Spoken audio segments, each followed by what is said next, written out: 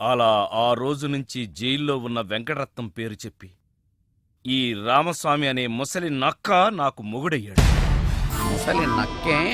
అయ్య బాబోయ్, నువ్వు వెళ్ళలేదా? నువ్వు బ్యాంకాక్ సీక్రెట్ ఏమన్నా రివీల్ చేస్తావని వెయిట్ చేస్తున్నాను. ఏమండే, మీరు ఏ ఎదవకే భయపడక్కర్లేదు. ఎందుకని? జీవిత ఖైదు అనిపిస్తున్న వెంకటరత్నం బయటకు వచ్చేసరికి వయసు అయిపోద్ది. అప్పటికి నువ్వు పోతాడు.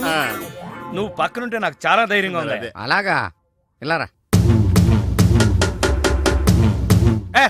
అర్థం అవట్లేదు, గట్టిగా చెప్పా. వెంకటరత్నం సెంట్రల్ జైలు నుంచి నేడే విడుదల.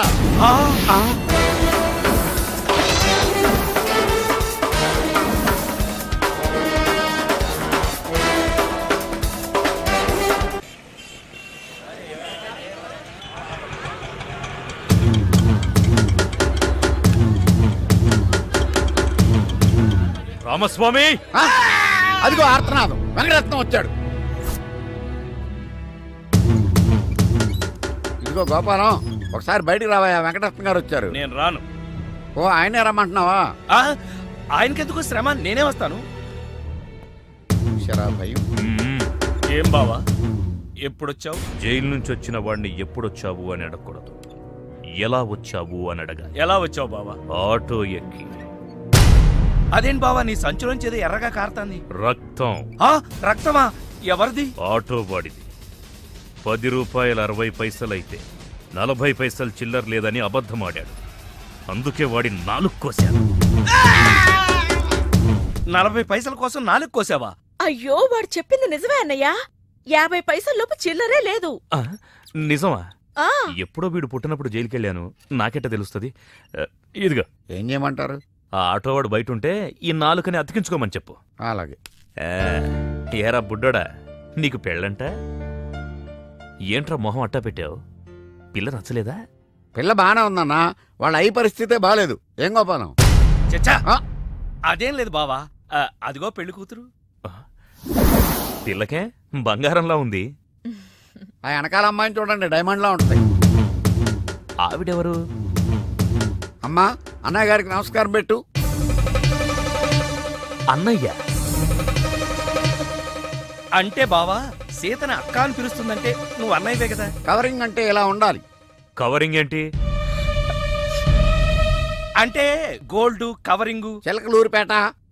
ఏదేమైనా గోపాలం పరిస్థితి 3 శోభనాలు 6 భోగం మేళాల్లా ఉంది. చెప్పినంత మట్టుకు చాలు, మోస్తావా? వాడేంట్రా చెప్పేది, నువ్వు చెప్పు, అసలేం జరిగింది? అసలు ఎవరు ఏం చెప్పొద్దు, నువ్వు రా అన్నయ్య, నేను చెప్తాను. ఇప్పుడు ఏం జరుగుద్దో?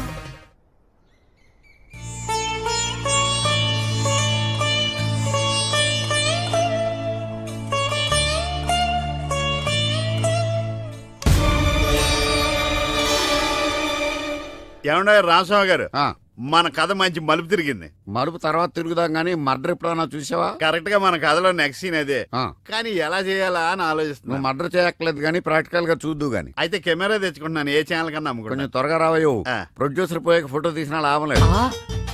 ప్రొడ్యూసర్ ఆయన పోతే సినిమా ఎవరు తీస్తారండి?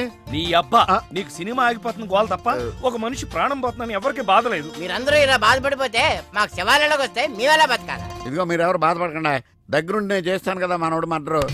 గోపాలం, వద్దు బావా, నా మాట విను. ఇందులో నా తప్పేమీ లేదు.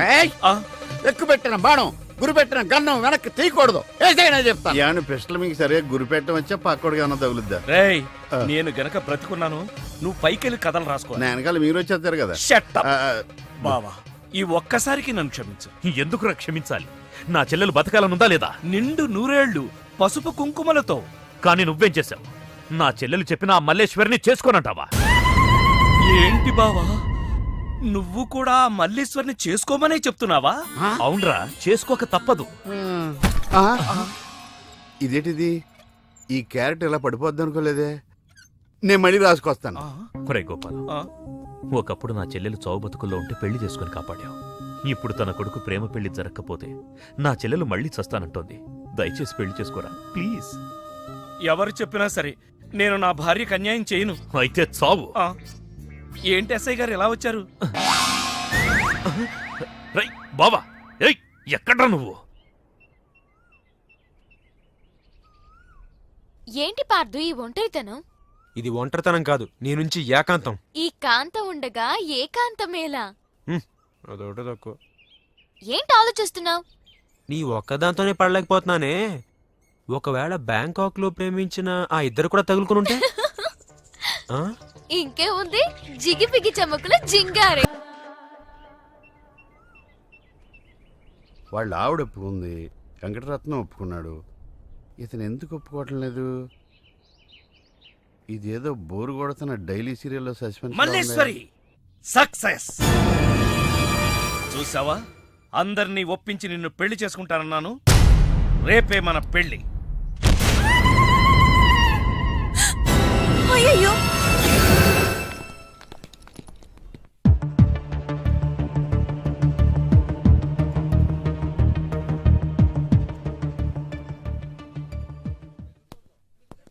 ఐఎమ్ సారీ, అతని మెదడులో మెయిన్ వైర్లన్నీ కాలిపోయాయి.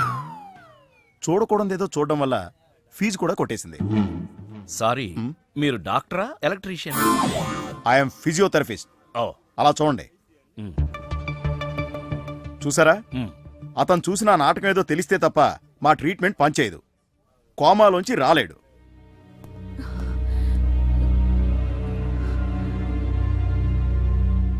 వెళ్ళు. వెయ్యి అబద్ధాలాడి మన పెళ్లి జరిపించడం కాదు, ఆ ఒక్క నిజం చెప్పి అతని ప్రాణాలు కాపాడు. వెళ్ళు. కోవెల్లో ఉన్న దేవుడు, కోమాలో ఉన్న పేషెంటు ఒకటేనంటారు. కళ్ళు తెరిచావే. నీ ముందు పశ్చాత్తాపడితే నేను చేసిన పాపం పోతుంది, కానీ నీ రోగం మళ్ళీ పెరుగుతుందేమో. అయినా చెప్పక తప్పదు. 20 ఏళ్ల క్రితం తెలియకుండా చేసిన తప్పుకి యావజ్జీవ శిక్ష అనుభవిస్తున్నా. లాయర్గా ఎన్నో కేసులు గెలిచాను, కానీ మనిషిగా నా సమస్య ముందు ఓడిపోయాను.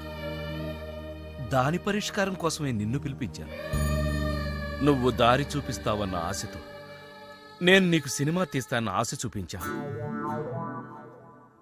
ప్రతి మగాడి విజయం వెనక ఒక ఆడది ఉంటుందంటారు. మీకు ఇద్దరున్నారు కదా. ఇప్పుడే కోమాలోంచి బయటకొచ్చావు. కొట్టానంటే మళ్ళీ కోమాలోకి పోతావు. చెప్పేది విను. ఆడది స్నేహితురాలైతే అతని విజయం యవ్వనం నుంచే ప్రారంభమవుతుంది. నా ప్రయాణం వారాల అబ్బాయిగా మల్లీశ్వరి ఇంట్లో ప్రారంభం.